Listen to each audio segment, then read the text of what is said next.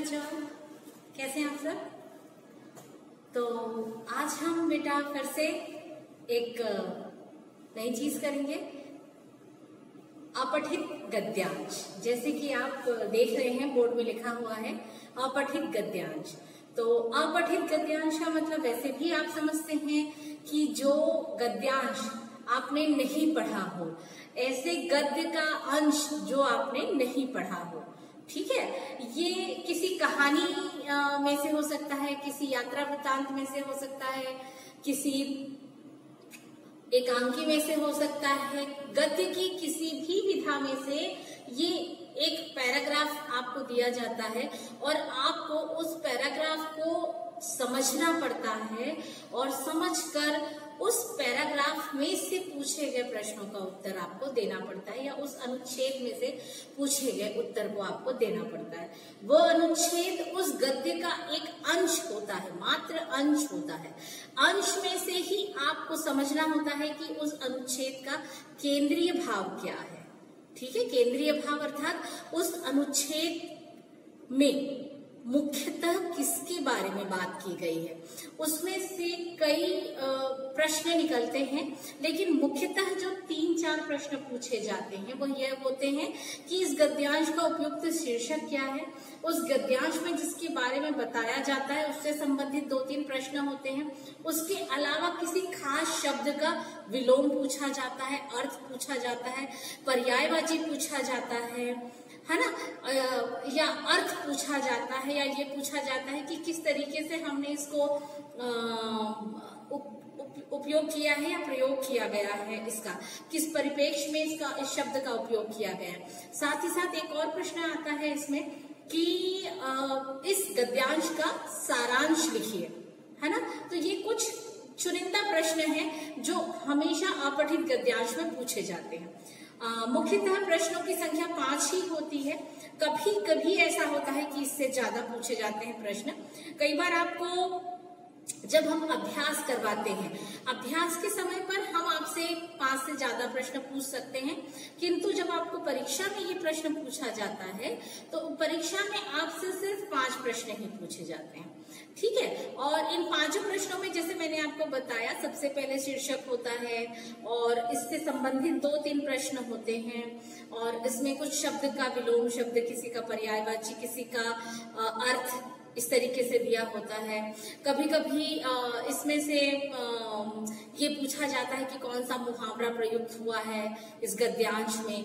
कभी कभी इस गद्यांश में कौन से जो नए शब्द आए हैं या किसी खास शब्द का आपसे अर्थ पूछा जाता है ना, या किसी खास शब्द को आपको वाक्य प्रयोग करने कहा जाता है।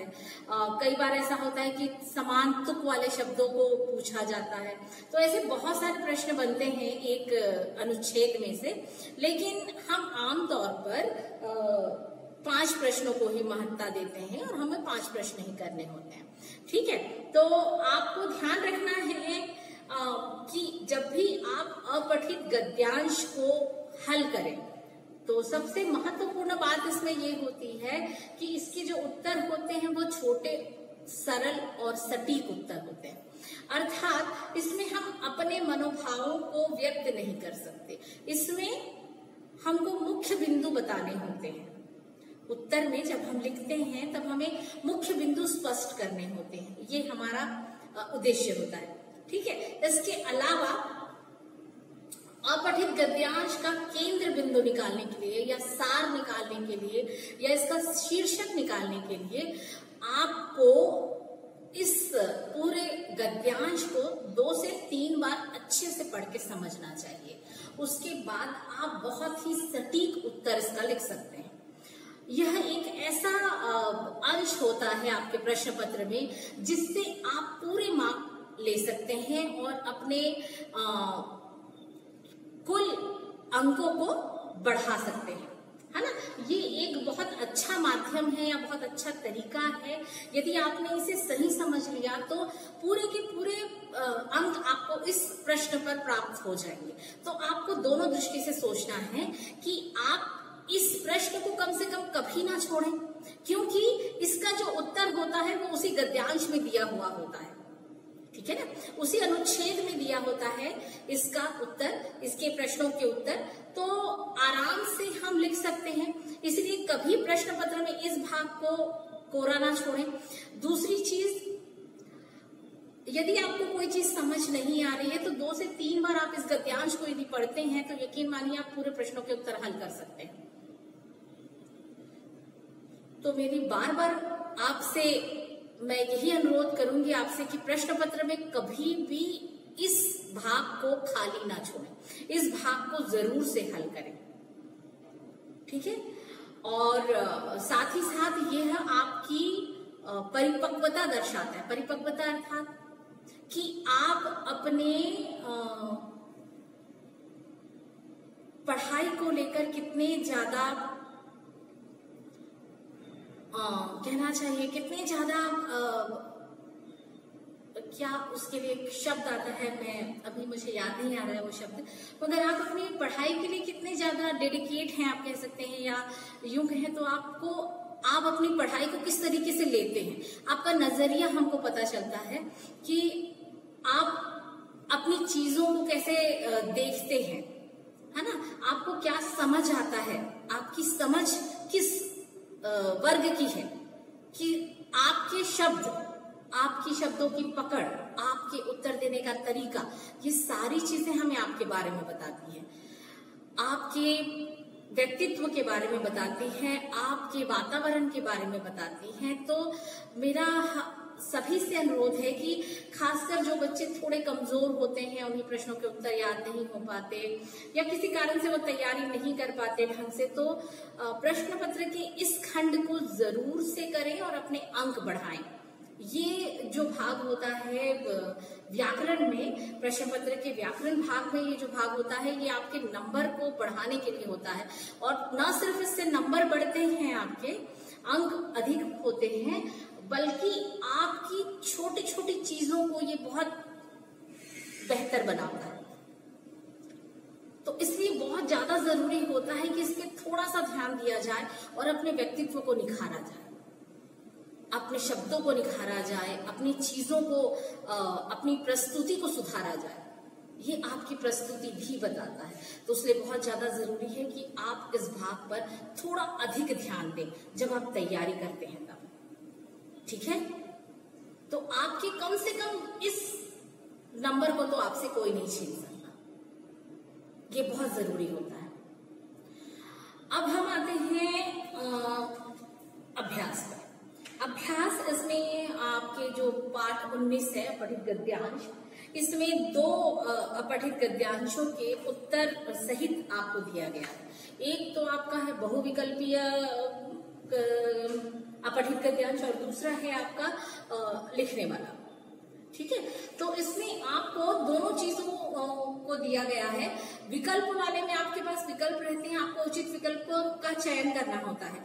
लेकिन जब आप ये वाले में आते हैं, अर्थात जब आप खुद से पूरे उत्तर लिखने होते हैं, तो इस तरीके के 2 तरीके के आपके अपठित गद्यांश आते हैं जिसका आपको वर्णन किया गया है। और इसमें से दोनों ही बहुत ही अच्छे होते हैं और आपको सही शब्दों का और सही बातों का चयन करना होता है, ठीक है।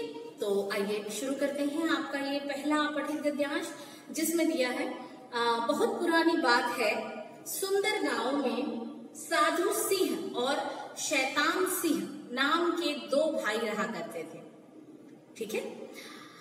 साधु सिंह छोटा था, वह खूब मेहनती और ईमानदार व्यक्ति था। वह गांव वालों का आदर किया करता था। इस वजह से गांव वाले उसे खूब प्यार करते थे। जैसा कि उसका नाम था साधु सिंह, वैसा ही उसका व्यवहार था, वैसा ही उसका व्यक्तित्व था कि वो बहुत ज्यादा ईमानदार, मेहनती व्यक्ति था और गांव वालों का भी आदर करता था। तो गांव वाले भी उसको बहुत पसंद करते थे। जबकि उसका बड़ा भाई शैतान सिंह बिल्कुल अपने नाम के अनुरूप बहुत ही बेईमान, दुष्ट व्यक्ति था। शैतान सिंह किसी का आदर नहीं करता था। उसके पिता अनाज का धंधा करते थे। पिताजी के देहांत के समय वे दोनों छोटे थे और मिलजुल कर रहते थे। वे बड़े हुए तो शैतान सिंह के मन में बेईमानी आ गई। उसने पिता की दुकान पर लड़ झगड़ कर कब्जा जमा लिया। ठीक है, सबसे पहले इस गद्यांश में क्या बताया गया है, दो भाइयों के बारे में बताया गया है कि शैतान सिंह और साधु सिंह नाम के दो भाई थे। ठीक है, फिर उसके बाद उन दोनों के व्यक्तित्व का वर्णन किया गया है। ठीक है, क्या था, जो साधु सिंह नाम का जो बच्चा था वह छोटा था और वह बहुत ज्यादा ईमानदार और मेहनती था। साथ ही साथ वह गांव के लोगों की बहुत ज्यादा इज्जत करता था, इस कारण गांव के लोग भी उसको बहुत पसंद करते थे। अब जब दूसरे भाई के व्यक्तित्व वर्णन की बात आई तब उन्होंने कहा कि इस भाई का जो व्यक्तित्व था अर्थात बड़े भाई शैतान सिंह का जो व्यक्तित्व था वो बिल्कुल उसके नाम के अनुरूप था। वह बहुत ही ज्यादा दुष्ट और बेईमान प्रकृति का था।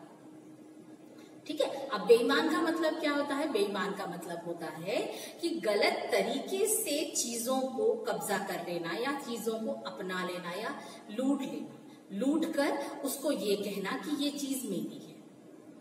ठीक है, किसी भी नियम या कायदे को नहीं मानना। ठीक, अब शैतान सिंह ने क्या किया, शैतान सिंह और साधु सिंह बहुत ज्यादा छोटे थे जब उनके पिताजी का देहांत हुआ। उस समय तो दोनों मिलजुल कर रहते थे, लेकिन जैसे जैसे वो लोग बड़े हुए, बड़े होने के बाद शैतान सिंह के चरित्र के जो गुण थे वो जब और ज्यादा बढ़ गए तब उसने क्या किया, अपने पिताजी का धंधा, जो कि वो अनाज का धंधा करते थे, उस धंधे को उसने अपने छोटे भाई से लूट कर जबरदस्ती करके अपना खींच लिया। ठीक, तो ये है आपका गद्य का अंश, गद्यांश। अब इसके प्रश्न उत्तर क्या है ये हम देखते हैं। साधु सिंह कैसा व्यक्ति था, तो साधु सिंह कैसा व्यक्ति था, तो क्या आएगा इसमें कि साधु सिंह कैसा था, पहले का आंसर क्या हो जाएगा, तो उत्तर आएगा मेहनती और ईमानदार।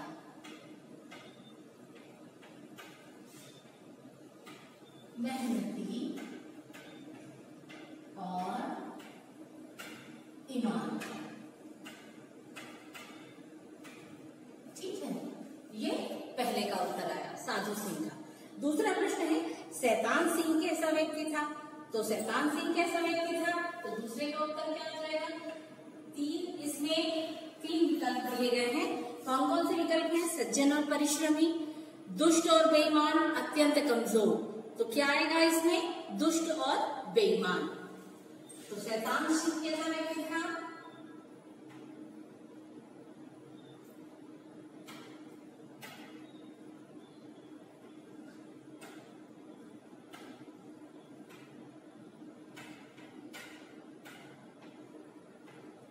दुष्ट और बेईमान।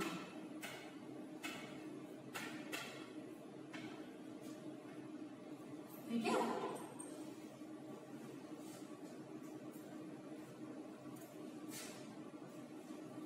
ओके।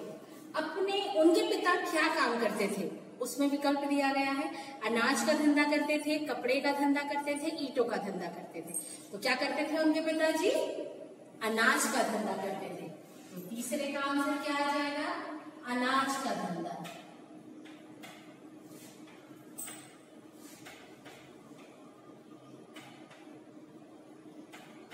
अनाज का धंधा करते थे। ठीक है, उसके बाद ईमानदार शब्द का विलोम क्या है, ईमानदार शब्द का विलोम क्या है, तो चौथे का उत्तर क्या आ जाएगा, ईमानदार शब्द का विलोम क्या होता है, बेईमान।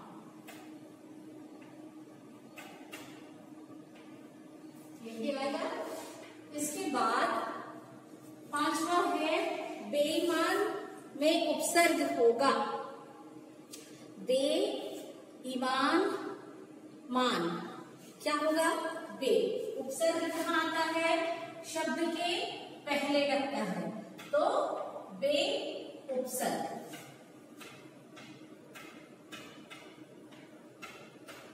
ठीक है, ये हो गया आपका पहला पहले के उत्तर हो गए। चलिए अब दूसरा पठित गद्यांश पढ़ते हैं हम।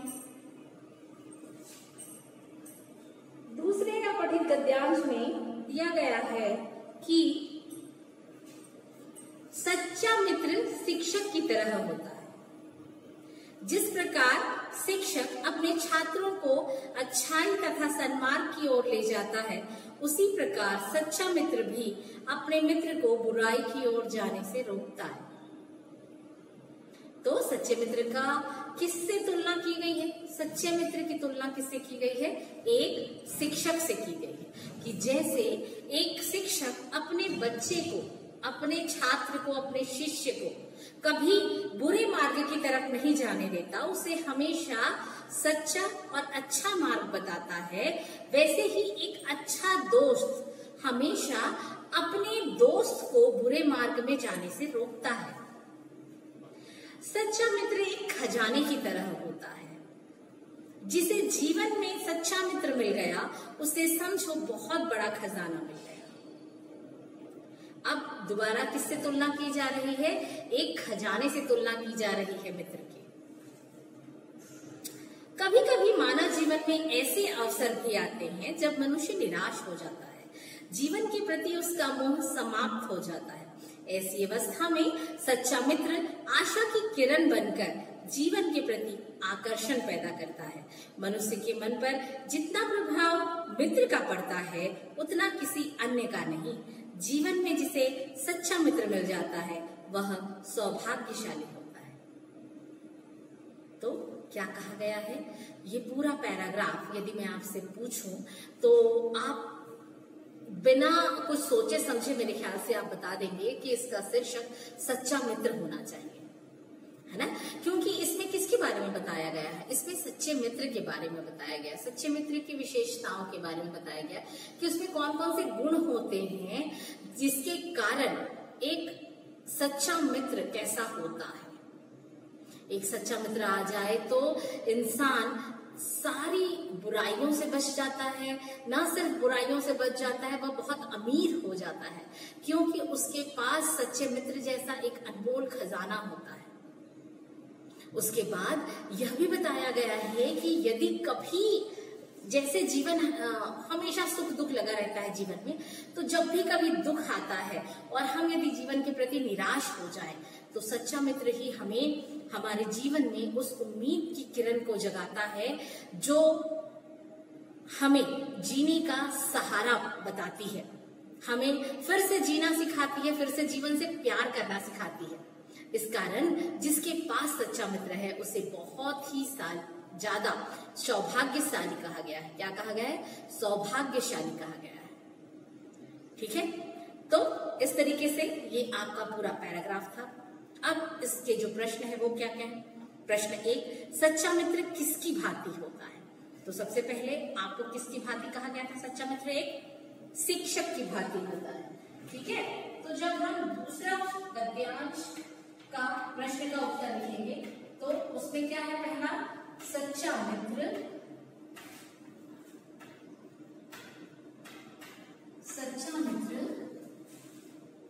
शिक्षक की भांति होता है।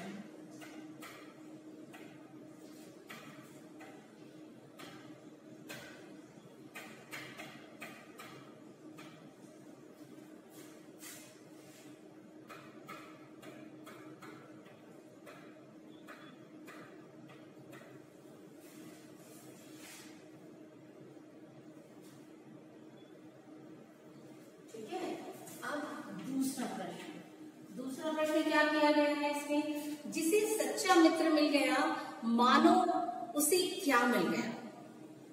तो क्या कहा गया था कि सच्चा मित्र क्या होता है? अनमोल खजाने की तरह होता है।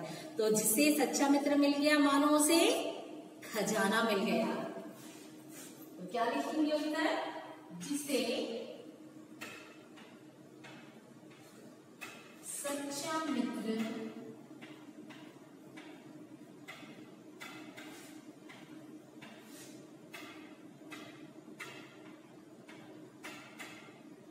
मिल गया, मानो उसे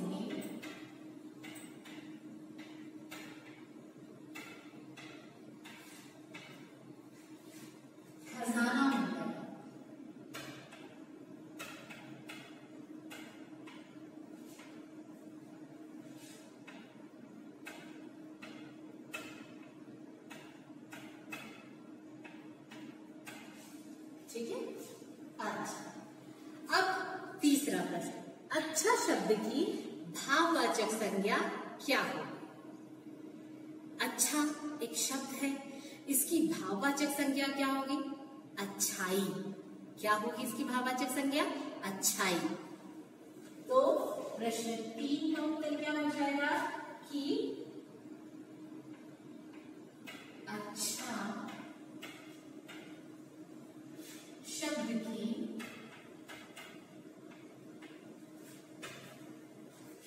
भाववाचक संज्ञा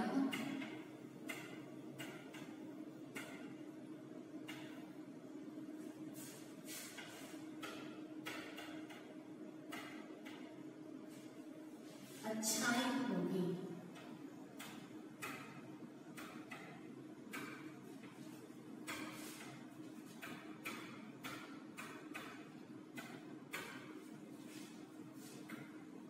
ठीक है। इसके बाद चौथा प्रश्न क्या दिया है इसमें चौथा प्रश्न दिया है मानव शब्द का विलोम शब्द क्या होगा, है ना।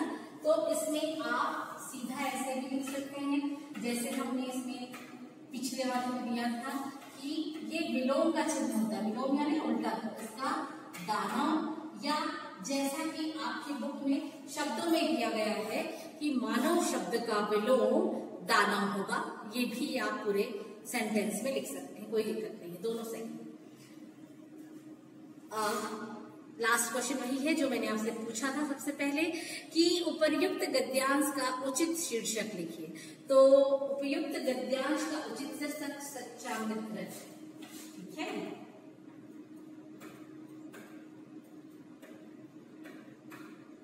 उपर्युक्त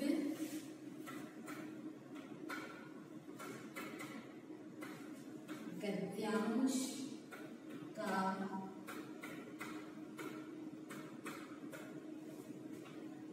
शीर्षक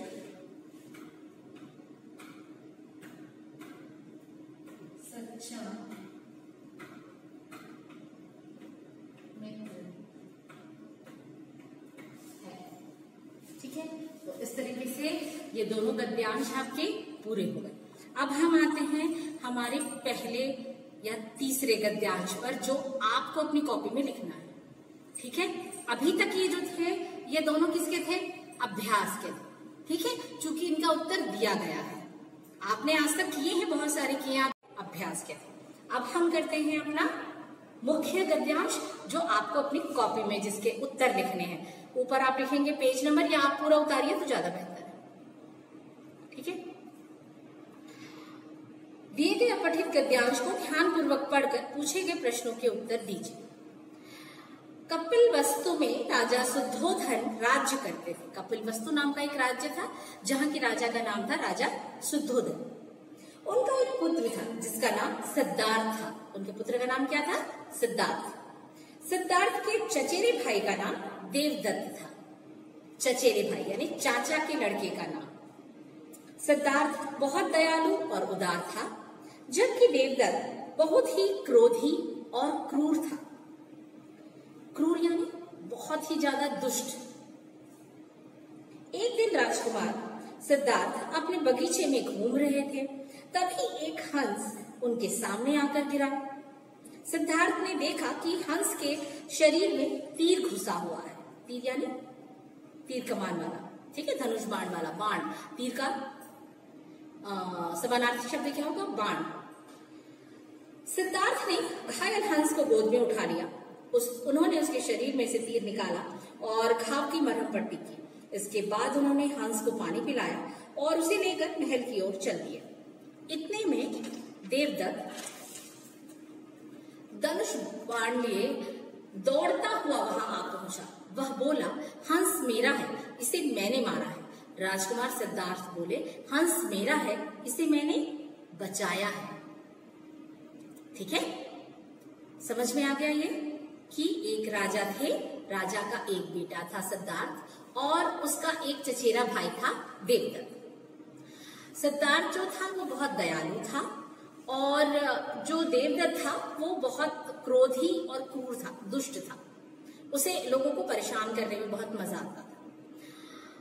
एक दिन सिद्धार्थ जब अपने बगीचे में घूम रहे थे तब उन्होंने देखा कि एक हंस उनके बगीचे में आकर गिरा और उसको तीर लगा हुआ था। उन्होंने उसको उठाया, उसके शरीर में से वो तीर निकाला, उसके घाव को पोंछा, उसकी मरहम पट्टी की यानी दवाई लगाई उस पर, उसको थोड़ा पानी पिलाया और उसको लेकर अपने महल की ओर चले गए। तभी उनका चचेरा भाई देवदत्त वहां आया। वह उसके हाथ में धनुष बाण था और उसने सिद्धार्थ से कहा कि ये हंस मेरा है क्योंकि इसे मैंने मारा है। लेकिन सिद्धार्थ ने कहा कि यह हंस मेरा है क्योंकि इसे मैंने बचाया है। समझ आ गई? ओके, अब प्रश्न उत्तर करते हैं इसके यहाँ। पहला वाला है और ये आपका सही विकल्प चुनो वाला है, ठीक है? ओके, तो राजा शुद्धोधन कहाँ के राजा थे?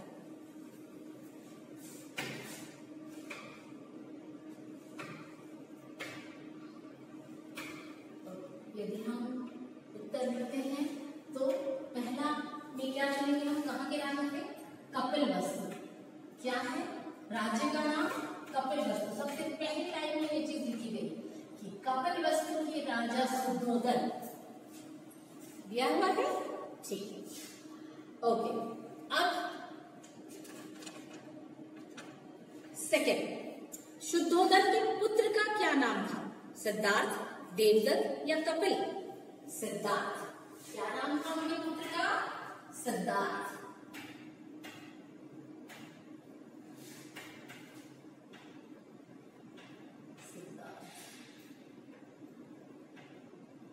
ठीक है, उसके बाद थर्ड वन है आपका देवदत्त कौन था? तो देवदत्त कौन था? सिद्धार्थ का चचेरा भाई या सिद्धार्थ का ममेरा भाई या कपिलवस्तु का राजा? कौन था? सिद्धार्थ का चचेरा भाई। बिल्कुल सही। क्या है इसका आंसर? देवदत्त कौन था? सिद्धार्थ का चचेरा भाई।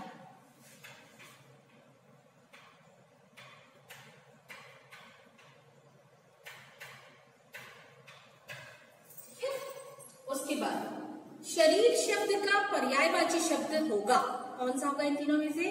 घार, तन, मोह। तन, बिल्कुल सही कह रहे हैं आप। इसका क्या होगा पर्यायवाची शब्द?